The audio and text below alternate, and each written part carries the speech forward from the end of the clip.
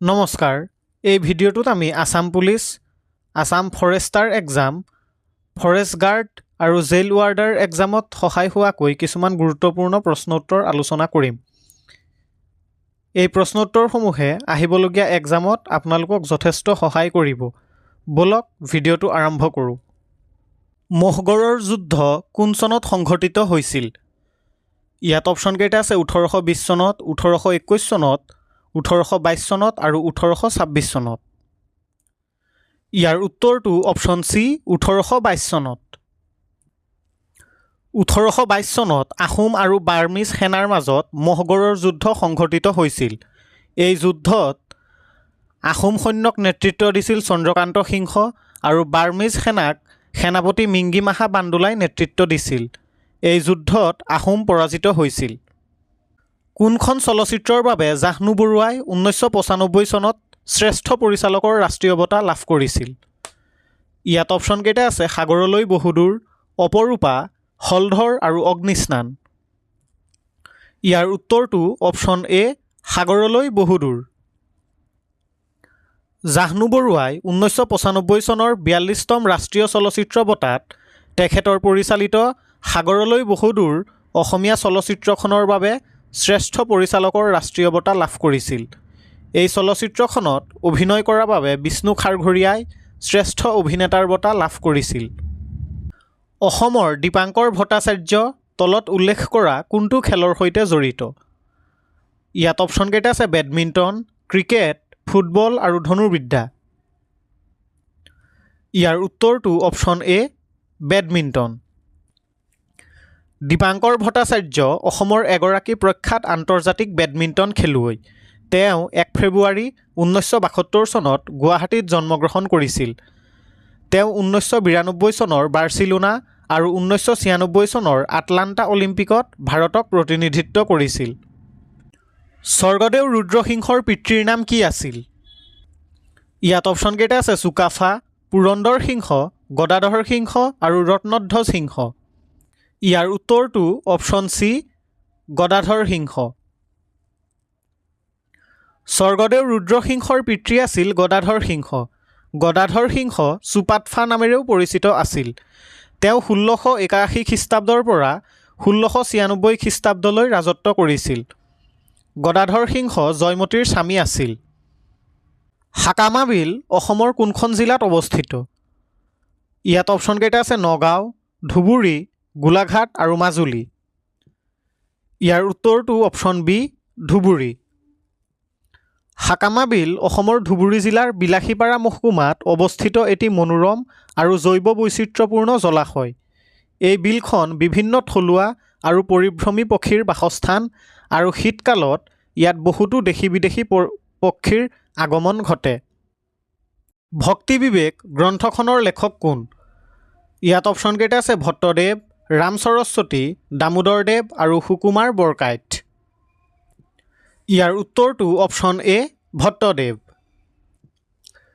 ভক্তি বিবেক গ্ৰন্থখনৰ লেখক হ'ল ভট্টদেৱ তেওঁৰ প্ৰকৃত নাম বৈকুণ্ঠনাথ ভাগৱত ভট্টাচাৰ্য ভক্তি বিবেক গ্ৰন্থখনত তেখেতে ভক্তিতত্ত্বৰ বিশদ ব্যাখ্যা আগবঢ়াইছে আজান ফকীৰৰ প্ৰকৃত নাম কি ইয়াত অপশ্যন কেইটা আছে আব্দুল কাদিৰ জালালুদ্দিন শ্বাহ মিৰাণ আৰু বাবা ফাৰিদ ইয়াৰ উত্তৰটো অপশ্যন সি শ্বাহ মিৰাণ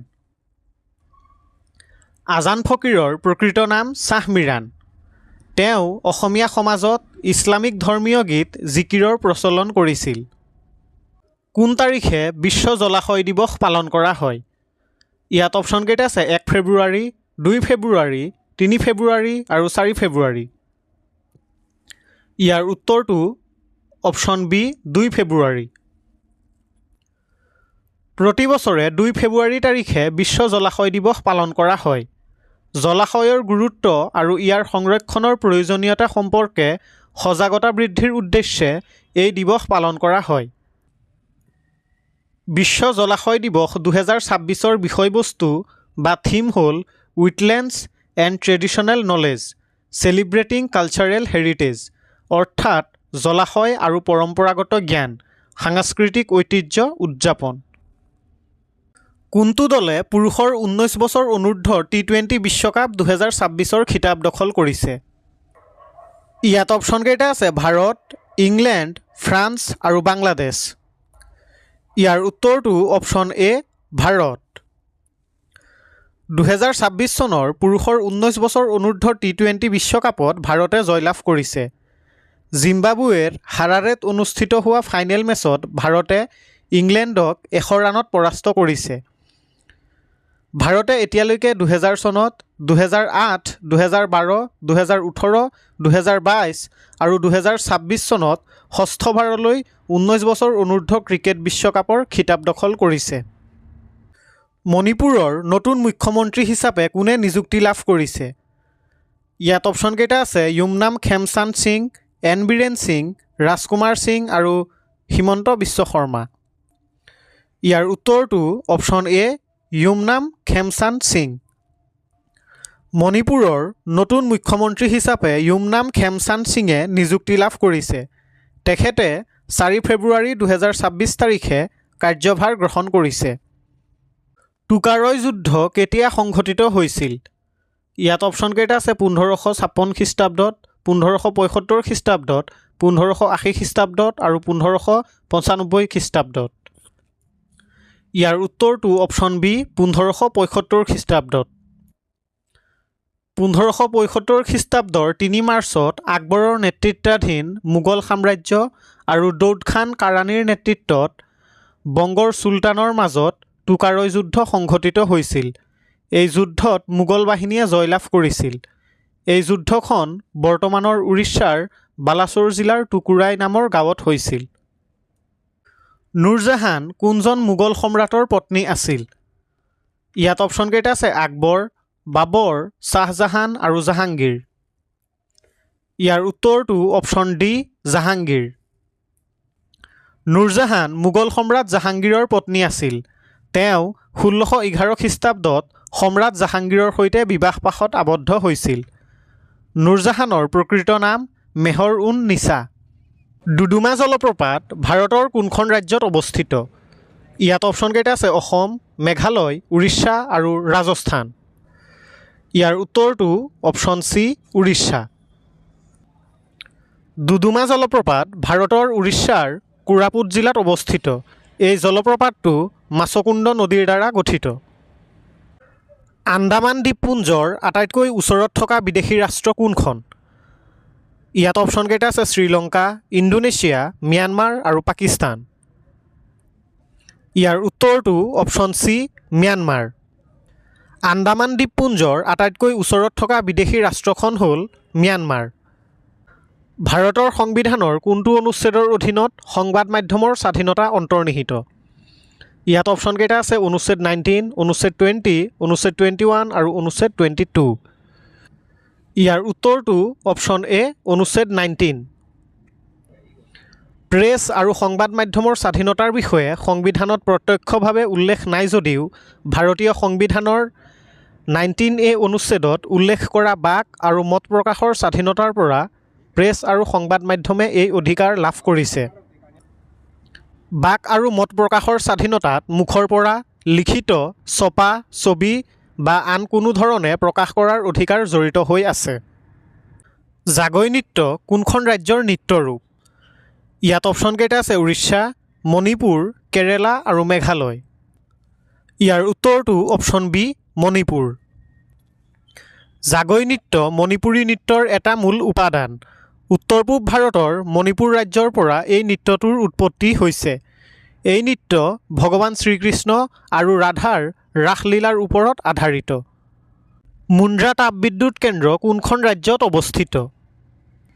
ইয়াত অপশ্যন কেইটা আছে অসম, গুজৰাট, তামিলনাডু আৰু কেৰেলা। ইয়াৰ উত্তৰটো অপশ্যন বি গুজৰাট। মুন্দ্ৰা তাপবিদ্যুৎ প্ৰকল্প গুজৰাটৰ কচ্ছ জিলাত অৱস্থিত। এই তাপবিদ্যুৎ কেন্দ্ৰটো ভাৰতৰ অন্যতম কয়লাভিত্তিক তাপবিদ্যুৎ কেন্দ্ৰ। কাংৰা দুৰ্গ ভাৰতৰ কোনখন ৰাজ্যত অৱস্থিত? ইয়াত অপশ্যন কেইটা আছে হিমাচল প্ৰদেশ, মিজোৰাম, ৰাজস্থান আৰু উত্তৰ প্ৰদেশ। ইয়াৰ উত্তৰটো অপশ্যন এ হিমাচল প্ৰদেশ। ভাৰতৰ হিমাচল প্ৰদেশৰ কাংৰা জিলাত কাংৰা দুৰ্গটো অৱস্থিত। এই দুৰ্গটো ভাৰতৰ অন্যতম পুৰণি আৰু ডাঙৰ দুৰ্গ হিচাপে পৰিচিত। তলত উল্লেখ কৰা কোনজন ব্যক্তিক শ্বহীদ-ই-আজম বুলি জনা যায়? ইয়াত অপশ্যনকেইটা আছে চন্দ্ৰশেখৰ আজাদ, ভগত সিং, সুভাষ চন্দ্ৰ বোস আৰু মহাত্মা গান্ধী। ইয়াৰ উত্তৰটো অপশ্যন বি ভগত সিং। ভগত সিঙক শ্বহীদ-ই-আজম নামেৰে জনা যায়। তেওঁ এজন ভাৰতীয় স্বাধীনতা সংগ্ৰামী আছিল যিজনক 23 বছৰ বয়সত ব্ৰিটিছ কৰ্তৃপক্ষই ফাঁচি দিছিল। তেওঁৰ অপৰিসীম বীৰত্ব আৰু ত্যাগে তেওঁক ভাৰতৰ স্বাধীনতা সংগ্ৰামৰ কিংবদন্তি ব্যক্তিত্ব কৰি তুলিছিল। জুনাগড় গুহা কোন ৰাজ্যত অৱস্থিত? ইয়াত অপশ্যনকেইটা আছে ৰাজস্থান, গুজৰাট, তামিলনাডু আৰু পাঞ্জাৱ। ইয়াৰ উত্তৰটো অপশ্যন বি গুজৰাট। জুনাগড় গুহা গুজৰাটৰ জুনাগড় জিলাত অৱস্থিত। জুনাগড় গুহা গিৰনাৰ পাহাৰৰ সমীপত অৱস্থিত এক ঐতিহাসিক বৌদ্ধ ধৰ্মস্থান। এই গুহাবোৰ অনন্য স্থাপত্য সূক্ষ্মতাৰ বাবে জনাজাত।